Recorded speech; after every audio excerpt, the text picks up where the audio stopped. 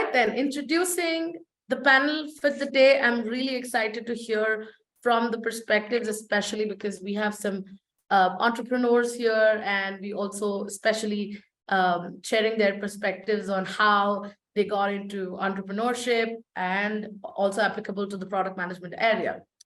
So inviting our moderator here, Ms. Priya Dhadiwal. She is currently a senior product manager at Fitterfly. Let me go ahead and give you a quick introduction about her. Ms. Priya Dhadiwal is a skilled product manager with a strong foundation in empathy, user-centricity, stakeholder management, working with cross-functional teams, user feedback, and data-driven decision-making. With a background in nutrition, Priya developed a keen sense of user needs and preferences, which has served as a valuable asset in her transition to product management. When she isn't working, Priya enjoys exploring human behavior, brain simulation, sustainability, and languages, leveraging her multilingual skills to build a rapport with the customers. With a passion for writing, Priya brings a unique perspective and a talent for crafting compelling narratives to work as a product manager. We are really happy to have you here, Ms. Priya, on the panel today. Thank you so much. Let me go ahead and introduce you to the next speaker of the day. We have Ms. Padmini Janaki, the CEO and co-founder of Mind and Mom. Padmini is not just a co-founder of Mind and Mom, she's also a deep tech company that leverages, the company is not just any other company. It's a deep tech company that leverages AI technologies to provide personalized and efficient care for women during different phases of healthcare, with a focus on infertility and pregnancy space. With 14 plus years of experience in the technology industry, Ms. Padmini here is a seasoned product manager, skilled in building and scaling products. Prior to founding Mind and Mom, she has transitioned into a product manager from a user experience designer at PayPal. We're really excited to have you here, Ms. Padmini, on the panel today. Hey, thank you so much for the introduction. Thank you very much. Let me go ahead and introduce you to the last but not the least speaker of the day today, Ms. Geetanjali Radhakrishnan, founder and MD. Ms. Gitanjali here, first of all, I was really excited to talk to her on our first call. She's a really a very warm person. She's the founder and managing director of Adobo Diagnostics, a startup focused on providing affordable and accessible diagnostic solutions. With over 13 years of experience in the industry, Ms. Gitanjali is a seasoned product leader and expert. Software developer at Tata Consultancy Services, gaining extensive experience in software development and project management. Ms. Gitanjali is also passionate about using technology to make a positive impact on society and is actively involved in promoting entrepreneurship and innovation in the startup ecosystem. We're really excited to have you here, Ms. Geetanjali Radhakrishnan. Thank you so much for accepting our invite to join us on this panel this evening. I am already so thrilled that I have to, calm my nerves, tell myself that, okay, now is the start.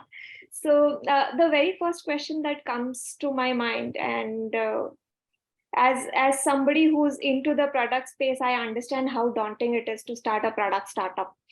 I'd like to know what really inspired both of you, to get to become a founder, start a startup which is already quite different from what you are currently doing, out of the scope of your current domain, and how did you really overcome the obstacles that you had towards this career transition? Padmini, if you could go first, and then Gitanjali. Hey, thank you so much for the question. So I think I've never decided, okay, fine, I think it's done being a product manager. Now I want to become a founder. I don't think that ever happened. But I think it was a very organic transition from being a product owner, becoming a product manager, becoming a senior product manager, owning multiple products. And then at one point in time, when I was a healthcare product manager, I felt there are quite a lot of scope that could be done in India, especially in the women health space, right? The understanding of or awareness about their own body is like very less in India, especially, or any developing country for that matter. You go to any village in India and then go ask a woman, hey, have you ever used a Fair and Lovely? The chances of she saying yes is more. But if you go ask the same girl or lady that have you ever used a sanitary napkin, the chances of she saying yes or no is very less. So I felt there's quite a good gap and space that needs to be filled by somebody who understands the tech, somebody understands the product, someone understands the women health issues as well. So that's how the whole transition for me from product to an entrepreneur really happens. That's so interesting. Would you like to shed some light on how you really overcame the obstacles during the startup phase, initial time, if at all you had, or maybe? Yeah. So I think initially I wouldn't call them as obstacles or challenges, but I think it's part of the game. I think you also go through a lot of good things, right? You meet right people, you get a good team. I think like any other job, even when you are a product manager, you do see challenges on your way, like aligning with the engineers, and aligning with the marketing team, aligning with a lot of business team. I think you do the same in a little bigger scale here, right? So I wouldn't say I did have a lot of problems, challenges in per se, but of course everything was new because when you are working at PayPal, you are like working with the best of best engineers, and then all you have to do is the product manager job. But when you are becoming a founder, now you don't get that luxury of working with the best of best people for the kind of funds you have initially, right? You probably ask your friend to do a freelancing gig or ask somebody who's a fresher to join you as an engineer. So those very interesting challenges I did have. Sure. Gitanjali, very eager to hear your take on this. Sure. So first of all, I'm very happy to join this panel with my dear friend Padmini. So, we do know about each other work. What really triggered me into starting or founding my company was I'm actually a bioengineer by background. And back in 2011, there were very few opportunities presented if you're an undergraduate. Yeah. So, I was really working hard to get into my core domain, which is into biomedical, and it was really tough, and which is why I joined TCS as a software developer, just as many of them at that particular era, who took it up. And then coincidentally, there were a number of grants being announced by the Department of Biotechnology 5 years later. And then I realized, what am I doing in this? My passion has always been towards contributing something in medical healthcare. So with this, I also come from a hill station where, if you have to travel to any healthcare space, you have to travel 100 kilometers away. So it's always been a challenge on how effectively we can go there and get diagnosed or screened early for possible diseases. So having this in mind, I started with understanding which particular problem statement I need to work on. And then I met a doctor who was treating a farmer who was in an advanced stage of an amputation. It's because at a primary healthcare center or to his nearest hospital, he was prescribed an antibiotic for a fungal infection. So it's a gross mistake that you don't even know what kind of stuff is developing on your wound. So that really triggered me into taking this particular statement, into wound management, and I pitched it to the Department of Biotechnology grant, and I won it. So little did I know that entrepreneurship is not all about raising funds or grant. It takes more than just that, and it's been my 8 years with the company, and there's not even a single day where it's not been without any challenge. So after a point of time, you tend to understand what works best for you. You would have a strong mentoring network to guide you through various processes that you're not very aware about. Having a good team to support you when you're actually not doing pretty well. All those are some of the ways that you can overcome a challenge. But if you are into a startup, it's inevitable. You have to go through it. Sure. I had heard a very interesting analogy that either you have 3Fs, friends, families, and fools investing into you when you start up, or you have to have a bank balance of about 50 lakhs to start up. What's your take on this? Okay, probably I'll go with this. I really think to start up, more than the reasons that you just mentioned, you need a very strong idea that is really solving a problem. If that is happening, I don't think you really need 50 lakhs in your bank to start up, right? I don't think any successful startup, not every startup, right? They had 50 lakhs or very rich friends and family over there. I think if you're solving or if you find a very strong problem statement that is not just a vitamin, but also a painkiller or just a painkiller, I think the funds, the team, everything just happens by itself. All that you need to focus on is the customer and the actual problem itself. I brought it up because a lot of people, back out, especially women, because they don't have this kind of financial support. Not that I'm just talking about the 50 lakhs in your bank balance, but generally, they're very risk averse in this. And the reason why I wanted to bring it to light with this. I don't think many of the startups wouldn't even exist today. Right? If you only have 50 lakhs, you can start up. I don't think that is true. From my own experience or my friends' experience or the companies that we've invested in, I don't think that's true. Sure. The kind of culture that you would like to inculcate in the startups that you start with, what is the role of diversity and inclusion, and how important it is for you? How do you maintain all of this as startup founders? So you want me to take it or you want to? Sure. Okay. So yeah, this question is a little tricky for me at least. Okay. So what I mainly look at is the kind of team I want to build in is somebody who's willing to learn. Okay. No matter what their background is, whether they're fresher or they have some amount of experience, it doesn't matter. How best they can adapt themselves into a startup environment, because here you don't have the luxury of assigning.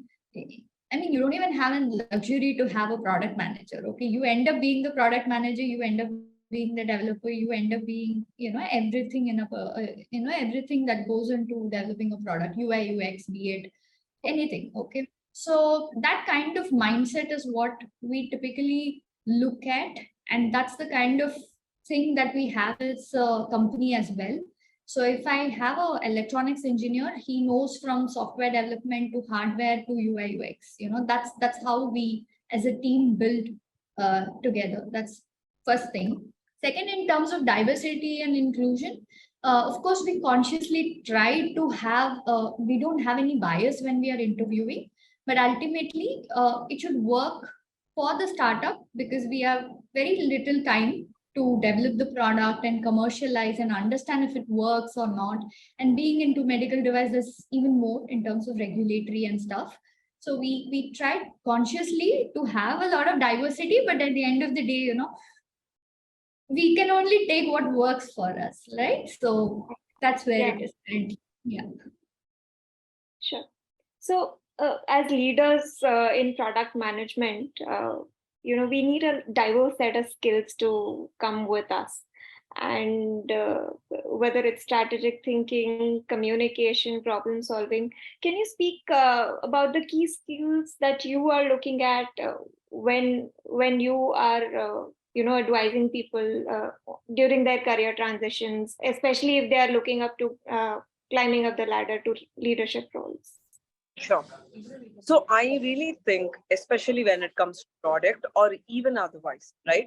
There are a bunch of soft skills and there are a bunch of hard skills any individual might need. Not necessarily just women, but any individual when it comes to soft skills, negotiation, communication, all that together. How are they going to take the requirement and make it into a business requirement? All that together, right? And when it comes to hard skills, technical skills, analytical skills, data skills, and all of it together.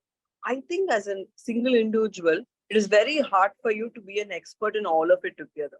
Like, especially in product management, they always make fun of it. What exactly you do, it's very hard for anybody to answer. Jack of all trades. Yeah. So it's very hard for you to develop all that skills. But as a product manager, I think it's good for you to be at least 40 to 50% in all the skills, 80 to 90% in couple of skills. That way you become that data product manager or a technical product manager or a more consumer product manager. You have to, just like doctors, they pick their multi-speciality, right? They pick their super specialty, right? So I think as product managers, you guys will also have to think on that line. What is my special area? So I can actually go find requirements or job or even companies related to something that I will be excited every single morning as a product manager. Gitanjali, what's your take on when we are looking at climbing up the ladder for leadership? What would you go with the same skill sets or something additional to advise on? Okay, that's a very tough question. Okay. When climbing up the ladder, you set a goal for yourself, right? You should be better than yourself in your last year. Okay, that's exactly how it is. You have a certain passion and you have a certain vision. Until you reach your vision, it's a very long journey. So as you keep going through your vision closer and closer, you will of course climb the ladder. That's how I believe in. And if at all at any part of your journey you don't feel that you are an expert in a particular thing, feel free to ask for help. You're not going to be an expert in everything. Understand your limitations, understand where you can contribute best and add value to the startup. It doesn't matter whether you're the CEO or MD. You can be a leader in itself, right? And what you do best. So that's my take on it. I'd like to ask a follow-up question on this, since you mentioned asking for help. Mentorship is pretty underrated, especially in India.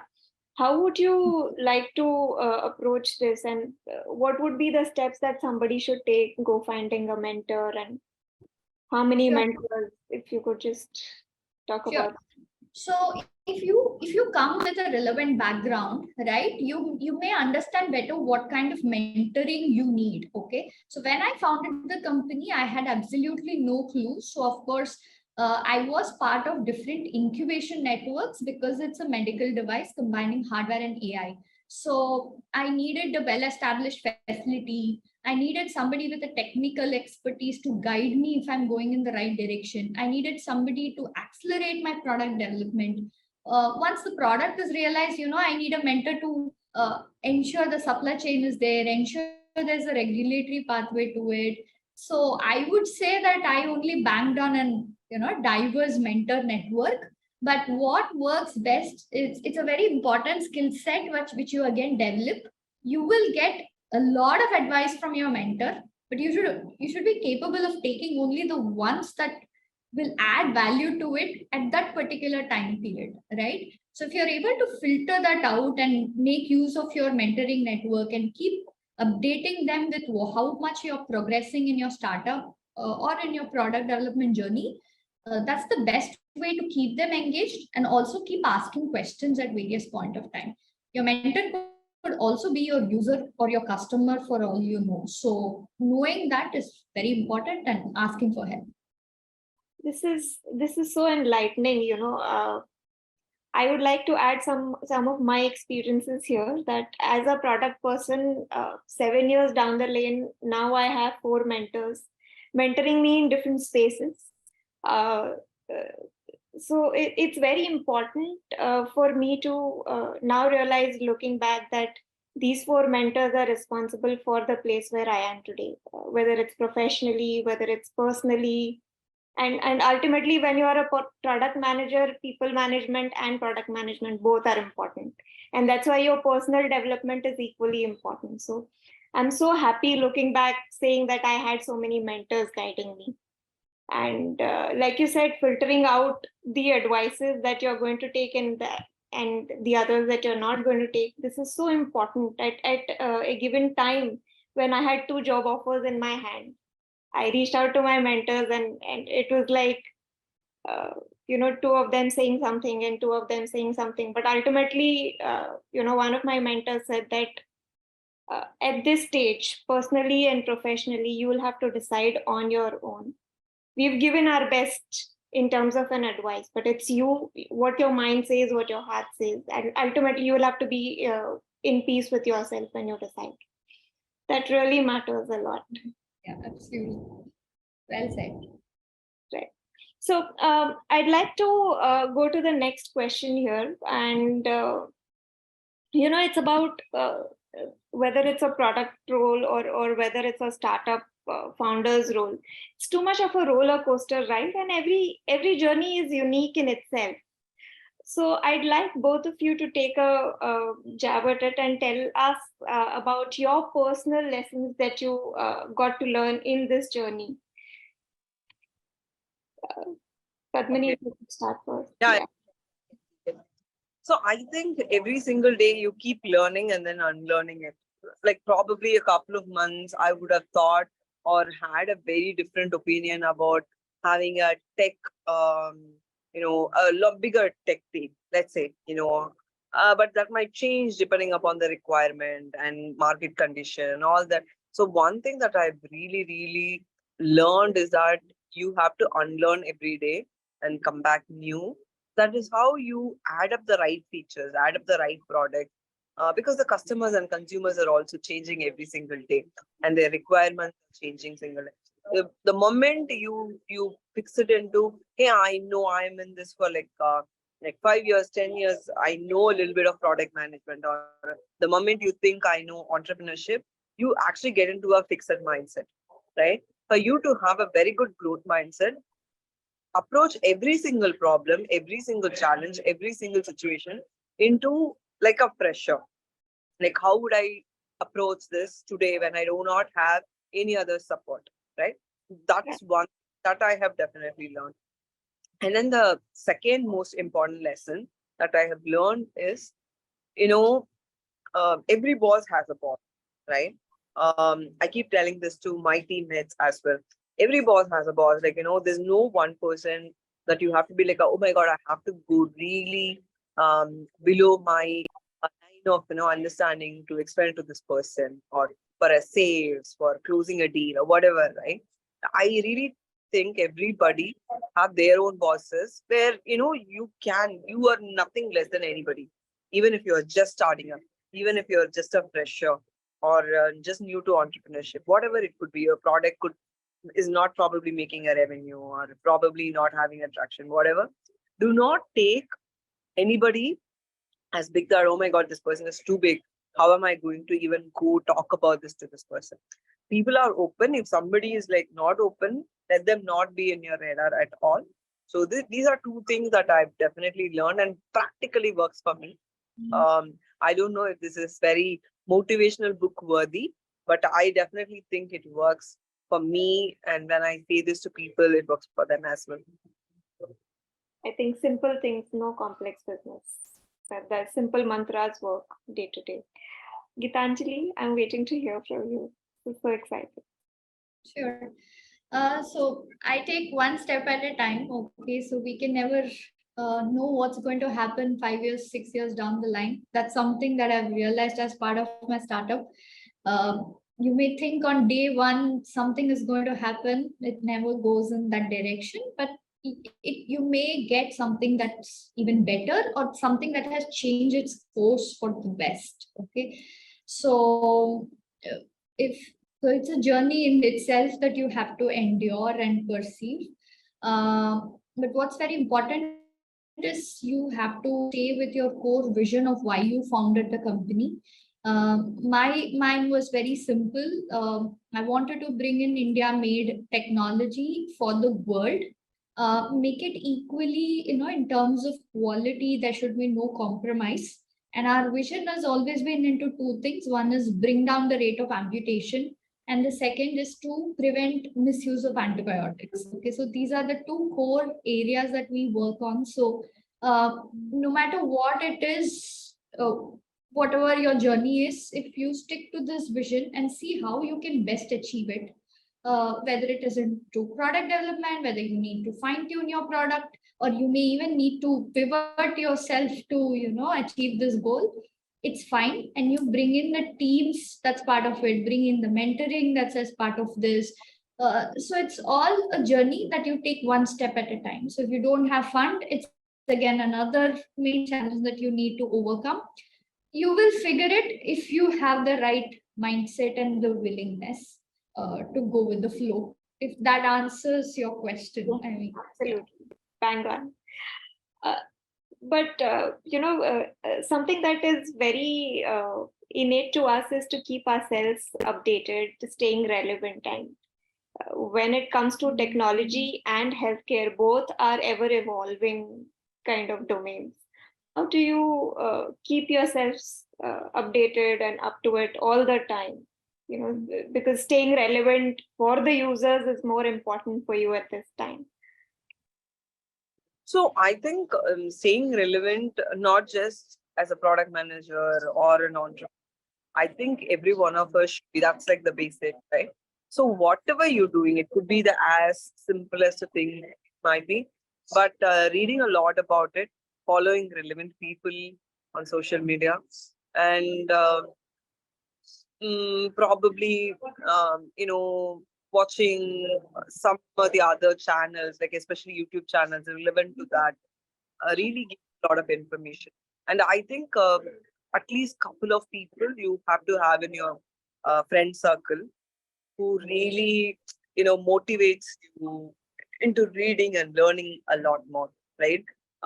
Some people are like, they are with a lot of information all the time, and though it's overwhelming, sometimes it's super helpful. Like you don't have to read, like they are like a book friend and they give you all the information required. So I have a lot of friends like that. I think that's been working well for me. And then apart from that, I also do read and relevant subjects, technology blogs, women health blogs. But not just that, I also like anthropology. I also like older history and all that. Though it has nothing to do with consumer behavior. It has nothing to do with my product. I still read about it. Keeps going. Is that something that empties your cup? I mean, starting up is so overwhelming, and there will be times when you probably struggle to balance between your other responsibilities, personal life, family, everything. How do you really empty your cup apart from the reading that you do? So there are quite a lot of things, right? Like I'm a mother as well. My daughter is 8 years old, and then my husband, he works for a startup again, which is equally with a lot of pressure. So I really don't think I have to empty that cup. What am I going to do for work-life balance? I don't take myself that serious. What I do is I do whatever I enjoy. If today I feel like reading, I do read. And if today I don't feel like doing anything, I don't do anything at all. And I quite meditate quite a bit, and I also practice yoga. So I sometimes it becomes boring also, and then I pick another fitness like CrossFit or something, and I spend a lot of time with my daughter. That makes me refresh and go back to the base and come up in what I am today. So those really keep me occupied. And startups, I'm also into helping other startups, listen to a lot of startup pitches just to understand what's even happening around us. So those things really keep me entertained, and everything I just every day is exciting when I wake up. So that's my only goal. Super. Gitanjali? yeah. So the first question with respect to staying updated. Okay, so what we tend to do is we attend all these global conferences which is specific to our technology. Okay, so we are into optics and electronics combined, so we attend this global optics conference at least every year, no matter what, whether we have money or not. We try to travel there so that we understand what's going on globally. So that's one thing that we consciously do, and we try to present our work as well in such conferences so that you hear back where you stand. So what is very warm, or at least what is very nice to hear is they do treat you on the same level or at the same par with other universities with advanced facilities work at. So that's where we set ourselves in terms of keeping ourselves updated. Second, we do have a number of patents that we file, because the particular field, at least I'm in, we need to ensure that we are protected and we have strong IP in it and all of that. So that's also something that's very important, at least in the field that I'm working in. I didn't quite get your last question, sorry. Basically, I was trying to ask, how do you really empty your cup? The overwhelming feeling of running a startup, sometimes it just gets to you. How do you deal with it?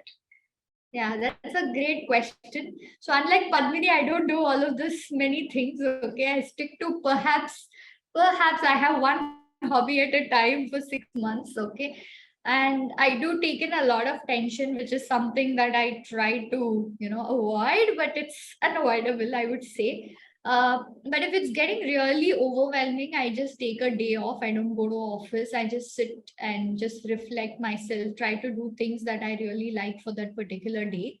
And then also possibly talk to fellow entrepreneurs who can sympathize with you, have that empathy, okay, so that you can at least de-stress and they understand what you're going through. And what would be surprising is they would also be going through the same thing, right?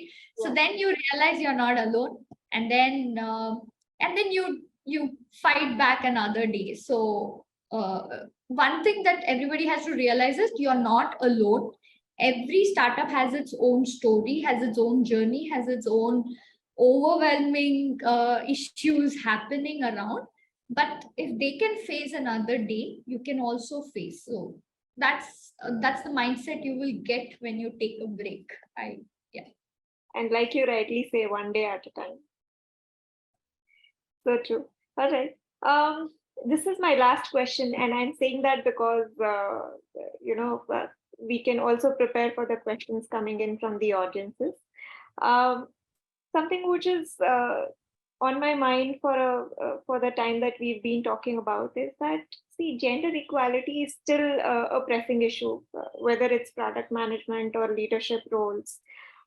Especially in leadership roles, there have been studies, the latest ones by Catalyst and NASCOM, saying that especially in India, there are meager 13-14% of women in leadership roles.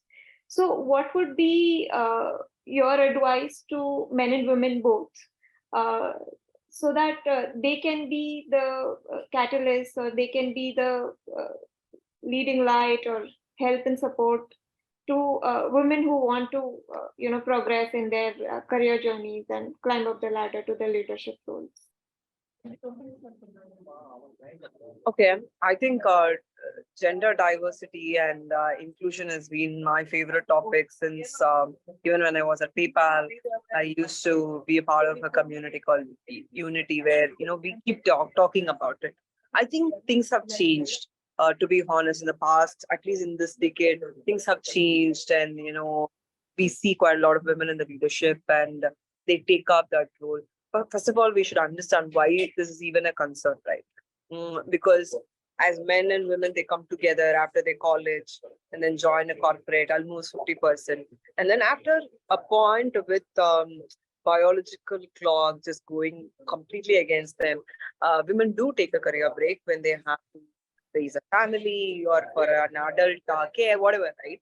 So then that ratio just goes down, and the women who still pursue probably go reach the leadership over time. So this is basically the problem. Not that people don't prefer women employees types, but naturally it happens because of the choices women make as well.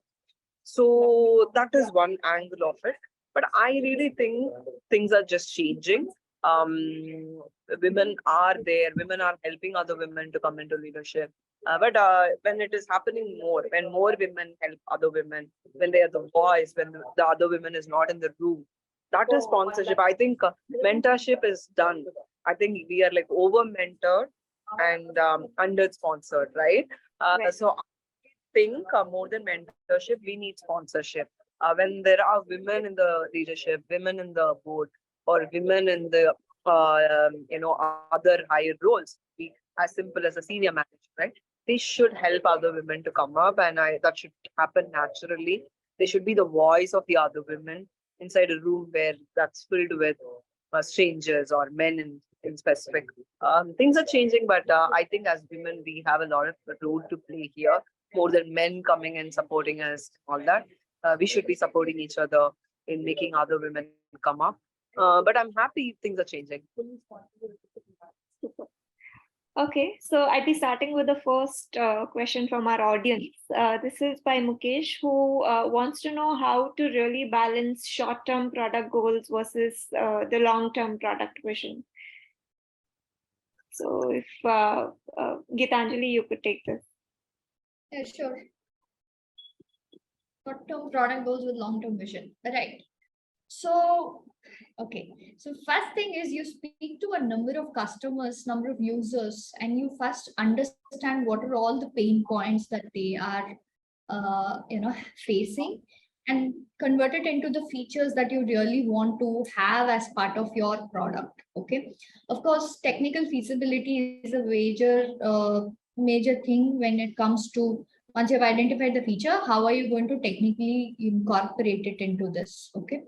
But when you have this user studies inside, you will understand that which is the first thing that they are really facing as in terms of pain, in terms of a need that you have to address. So that becomes your short-term goal or your short-term product development, right?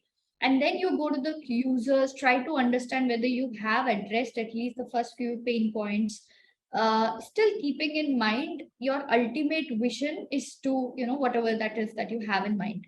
So you take one step at a time again for this as well. Don't go with a full-blown product thinking that it's going to address your vision. At least in my case, it doesn't work that way. You first understand, get the feedback from users, meet all your short-term targets, see how they are responding to it, and then keep adding on a lot of your features, a lot of your thing that aligns with your vision. Okay. And then you also have a measurement in process, okay, a measurement process in place where you can measure if you're really meeting your target. Your vision can be, let's say, according to mine, reducing an amputation, bringing down antibiotics. It cannot be just on the air. We should have a measurement mechanism inbuilt, so which we are currently incorporating after 3 years of the product launch, where we have now started measuring, okay, these many products are in the field. Are we really reaching this particular vision that we have? If so, at what percentage? And then you again look at it and then fine tune and see how best can you improve on it. So it's a more quantifiable target that you have rather than just qualitative. At least this is my take, keeping in mind my product. But if you want, I think Paddu will have another view as well. Yeah. Yeah, Padmini, I think you can just add to it. Yeah, I think beautifully Geeta answered in most of the aspects, right? But I think both are super related. Your long-term product vision is very, very connected to, let's say you have a vision board and you want to do something. Let's say you want to buy a car, right? That's your long-term vision. Let's just put it in a simple, for which you have to save money. That is your very short-term goal. Like I have to save 10,000 rupees per month. So end of this year, I will have 1,20,000, which I can give for a initial payment, and then I can get a car. It's a very simple analogy, right? Your product goal should be also that. Let's say I want to have 1,500 customers end of the year. Break them into smaller pieces, understand, and set some realistic goals, and then you get it. Growth hack, understand the space, understand the customer, why somebody is churning, why somebody is incoming. These are like you live with the product, understand the product, evolve along with the product. So it is very helpful for you on a longer goal or a longer vision of your products. It's very simple and very similar to what we do on an everyday basis. Sure. All right. So the next question is by Itashri. And she's asking, how would you define a roadmap of a product when it's just been a launch and you don't really have a lot of feedback? So probably I'll take this question. Maybe Geetu would have done it like a long time back, where I have done like a couple of years back. I think it is a problem for any product, right? Nothing comes with a 10 years of experience or 10 years of users and all that. So I think as a product, when it comes to feedback, there are two things that plays a key role. One is the customer themselves, and the second one is the data. What are they doing? How are they using? And all that. Now, basically, you have a smaller size, right? Let's say you have 50 users, 100 users, or 200 users. Your sample size is much lesser, where the feedback numbers is also much lesser, which is completely okay. It's not even if you do the same feedback. See, now when you are just having 100 people, you have a more qualitative data. Probably not quantitative, but qualitative data. Now, even if you do the same feedback mechanism with 10,000 users, the ratio or the results are not going to be drastically very different. We have to understand as product makers that if 10,000 people I'm going to ask, it's going to bring in some rich data. That's not true. Right? Even if you do it with 50, at the same time, it should not be a mock test as well, like asking our own mom, what do you feel about it? It shouldn't be that either. But having that kind of a very few users, you can do A/B testing. You can run campaigns asking two different products. Like, if you have two different features helping two different types of users or a similar type of users, there are quite a lot of mechanisms. You can read about it on the UX front and understand and go about it. There are quite a lot of ways, even when you have zero traction, zero revenue. It's totally possible. Super. Okay. So the next one is by Vishruth, and he wants to know how much help does the government of India provide for startups, or is there any support in any way? If you could, Gitanjali, would you like to take this? Sure. So there are many grants that have come up. Okay, it is specific to each of the sector that you're working on. So from my sector, let me say from healthcare, specifically to innovative products under medical devices, or it could be pharma, or it could be somewhere in therapy. There is a number of grants by Department of Biotechnology, BIRAC. So you can check out on their website, starting from, a ignition grant that takes you from idea to prototype, sorry. The second is a SIBRI, which takes you from prototype to clinically validated minimum viable product. And then there's a third grant that takes you from minimum viable product to an actual product with all the features that you want. Other than that, there are a number of climate related grants. Now there is a number of TN startup is supporting in a very big way. They come up with a lot of grant mechanism for this as well. So you can start looking at the TN startup website. You can look at the MITY, MEITY, which is specifically if you have a product which is into electronics. So the government is actually supporting in a very big way to bring in Make in India. And TN being the SaaS capital is also equally coming up with, software related products, also helping in a very big way. So you can check out some of these websites to really stay updated on where you fit in and how best you can apply for these grants. Cool. Very well put in, Gitanjali. I'd like to ask the next question now, which is by Harshit. And he wants to know how does the work experience change when you're working as a product manager within a product or a service company versus somebody who's working as a consultant product manager? Any one of you could probably take it. So yeah, I can probably answer this question as the last one because I had to leave. But I can answer this because I've been a product manager as well as a product management consultant. So technically, it doesn't change. It is not the quality of work or how you probably do your user research, and not in any aspect, right? Probably as a consultant, you wouldn't get into very minuscule work like writing user stories. Sometimes it is very different. More of you are more on getting the product done, understanding the product and then giving it to the junior product managers. More a senior role is what I look at it as. So, but if you are a product manager, you are probably taking it end to end. You are owning the product, or you call it as a CEO of product, whatever, right? These are some changes, but it is not that this is how it works everywhere. It's very, very different in each and every company and every role that you might pick up. Sure. Okay. So the next question is again by Mukesh, and he asks whether, how do you really approach making trade-offs between user experience and technical feasibility? So this is perhaps the same answer which I would have given. So you would have spoken to a number of users, you would have gotten a number of their pain points, you would have listed which one is top priority. So you keep marking which is priority 1, priority 2, priority 3, priority 4, and see if your technical capabilities can fix the first two, which is very important, right? So that's how you make a trade-off between the feature and the technical feasibility. I just saw your question, which is on user experience.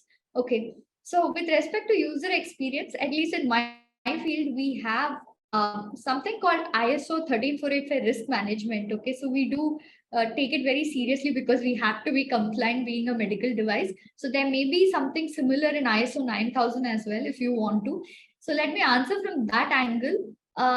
What we do is, if a user experience is actually causing a damage to the patient and it's being very critical to them, you would have to definitely fix it. Whether you can do it or not, you have to fix it, else you cannot release a product.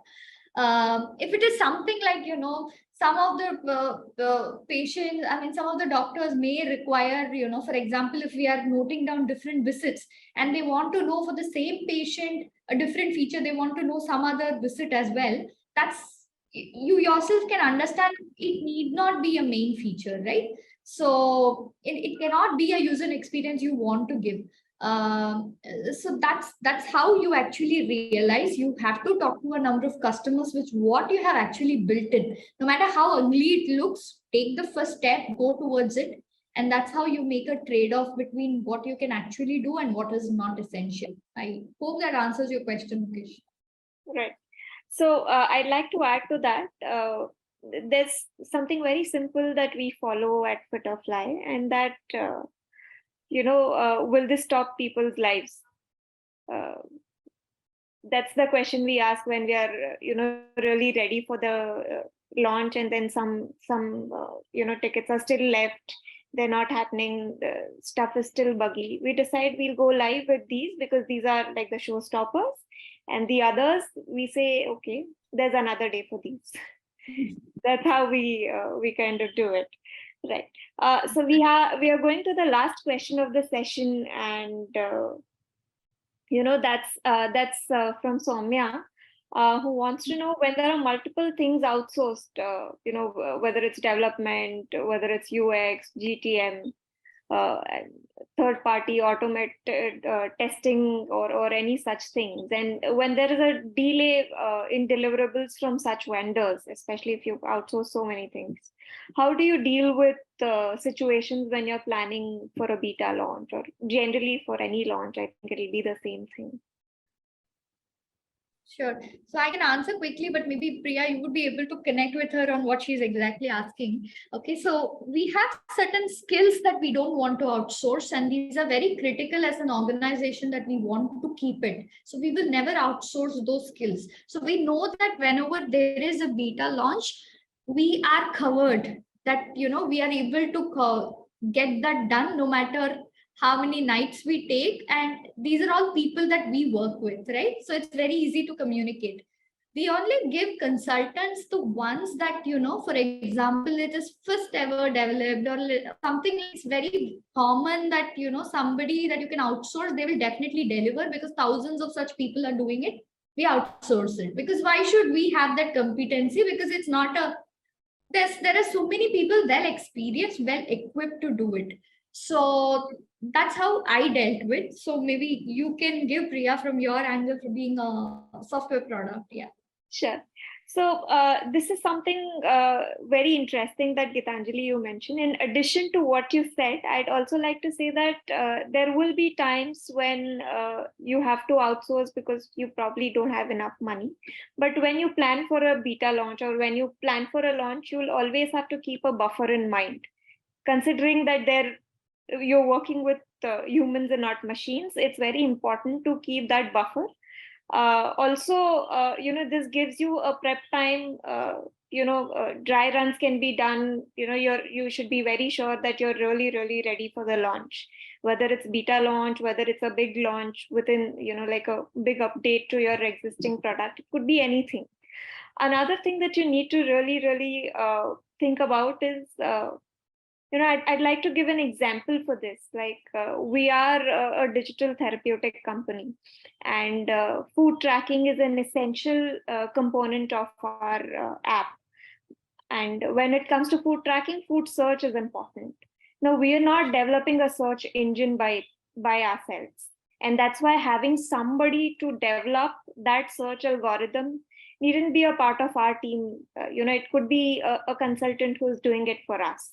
And while that consultant is doing it for us, our app is still functioning. It is giving the bare minimum that it is already giving.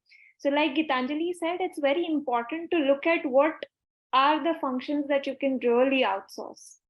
So when you don't really want to become the next Google, I think you don't really need to have these kind of, technical functionalities within your own team, and you can outsource with such functionalities. So I really hope that answers your question, Samir. There's a question for Padmini, but I think we'll not be able to give it to Padmini for now. So I think you could. Panel, with your permission, is it okay if we just take maybe the last two questions? And because, we have quite a lot of questions coming in from LinkedIn. If you're okay, then we can just probably extend it by 5 minutes and we can close, if that's okay. Gitanjali, okay? Yeah, that's fine. Sure. So so there's a question by Vishnu who asks, for healthcare domain, what you suggest, agile or hybrid approach? It should be a combination of both. What works your particular situation is what you should do. But having said that, if once you have a product that is ready to enter into a regulatory cycle, I'm always enforcing on regulatory because healthcare products you just cannot commercialize. Okay, that's why I'm telling this. You need to have proper documentation in place, no matter how long it takes. So you end up doing both. That's my short answer to it. Right. Are there any more questions, Kashish? Yes, there's I think one more question about stakeholder management. Right. So there was a question which was asking about how do you really deal with different different stakeholders are there. So obviously no 10 people think alike. So how do you really manage conflicts between different stakeholders and such as sales teams and engineering, executive leadership when it comes to product decisions? Yeah, sure. So we do have something called monthly, one Saturday, we bring in, at least we try to consciously bring in whoever is available in the office and give them a bigger picture. Whether they like it or not, we tell them the entire path and we tell who is assigned with what task. Why this is very important is it helps everybody understand their role, their importance, especially if you are working with a multidisciplinary team.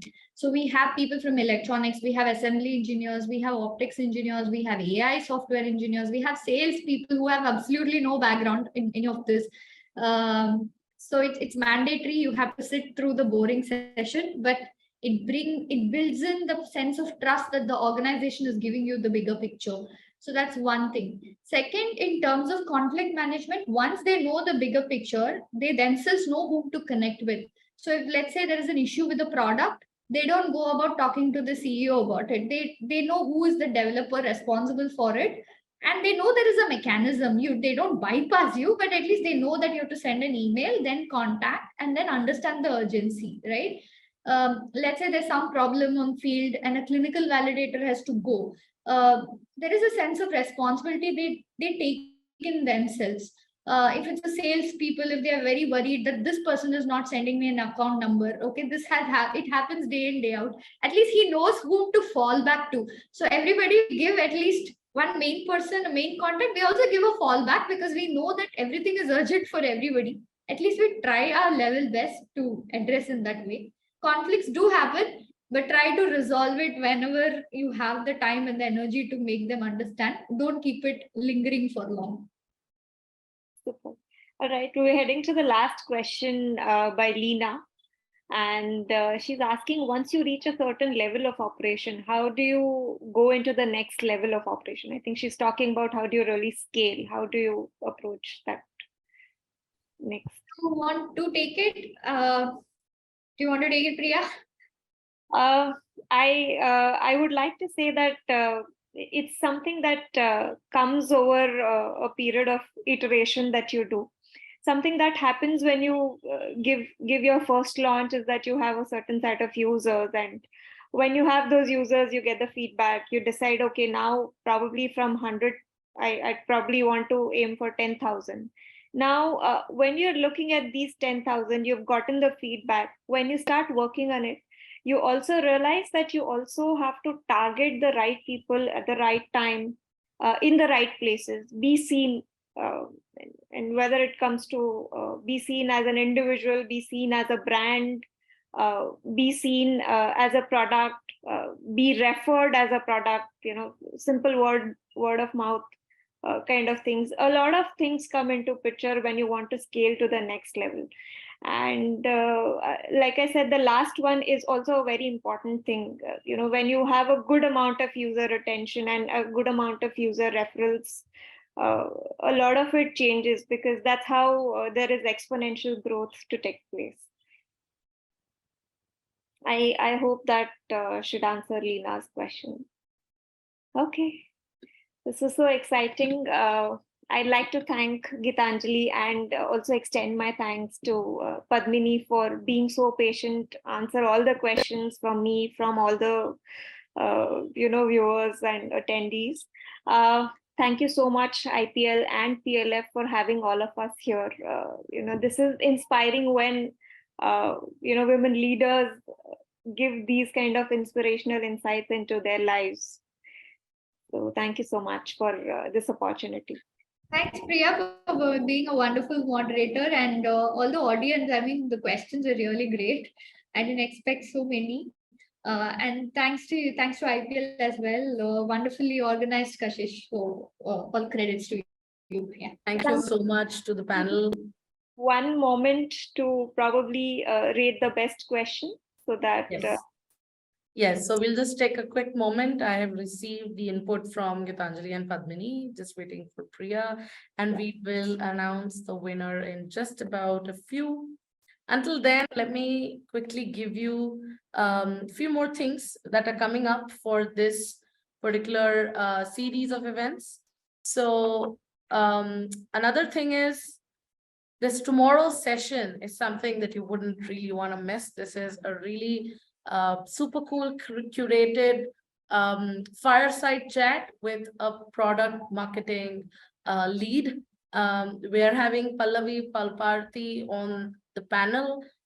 She is solutions and innovation manager at Philips, and she has some super great insights to share. So definitely do not miss this on the 2nd of May. So mark your calendars.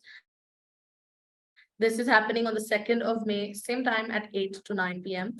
And Surbhi B. Soni will be your moderator for the session, who is a senior product manager at Accenture. So definitely do not miss this wonderful session. So if you've already registered, then you will definitely be getting all of these Zoom links and all of the reminders for each of these sessions on your email addresses. So stay tuned. All right, let's go ahead and announce the winners. So the majority of the vote would is currently on the favor of Mr. Mukesh. So, Mr. Mukesh Sharma, congratulations for winning the Best Audience Question Award. Thank you so much for being very participative and providing so many questions for our panel to think about, and they were really thought-provoking. So, yeah, so if you see on the next line, there is another very interesting award that I would like to announce. So we are also giving away 2 lucky winners at the end of this festival, an award called Dine with a Product Leader. Now, this award will be awarded to the most enthusiastic audiences that attend most of our events and are very enthusiastic about networking and asking questions and getting answers. So don't miss any of the sessions, mark your calendars and join in to ensure that you get this opportunity to dine with an industry expert product leader. Now, this will be announced on the 13th of May, where we will be having a grand finale at the CMRIT campus in Bangalore on the 13th of May for this Celebrating Women in Product event. Thank you so much, folks, for being a part of this wonderful panel. We would like to take another moment to thank Ms. Padmini Janaki, who's been here at the session and spent her time with us. Thank you so much for joining in, as well as Ms. Gitanjali. Thank you so much for being a part of this session. It's always wonderful to hear different perspectives on every other session that we host these days. Thank you for taking up the time to address those audience questions as well. We really appreciate it. Don't forget to join the PLF community. If you haven't yet, scanned and gone ahead and checked it out. If you're not a part of PLF, go ahead and do so. It's a really great forum to be at and exchange thoughts. They also organize multiple chapters in different venues every quarter, every year. So don't forget to be a part of it. You can also become a volunteer and contribute at the many events that they organize at PLF. We really appreciate feedback and we'd love to work on it. So if you've enjoyed the session, if you have any specific feedback for these speakers, especially as product enthusiasts, I'm sure each one of us here know the value of feedback. So I'd really encourage you to go ahead and give us a Google review, or you can drop your Quora review. So I'll give you a minute to take a screenshot of it. Go ahead and let us know, how do you feel when you attend all of these events, and pass the torch on. Thank you so much, everyone, again for joining in. We will soon be sharing the rest of the events with you, brought to you by Institute of Product Leadership and the Product Leaders Forum. Go ahead, check us out on LinkedIn, Twitter, Facebook, and everywhere else. We're on YouTube as well, posting all of the videos from each of the sessions. Go ahead and be a part of it. Good night, everybody. Thank you so much. Until next time.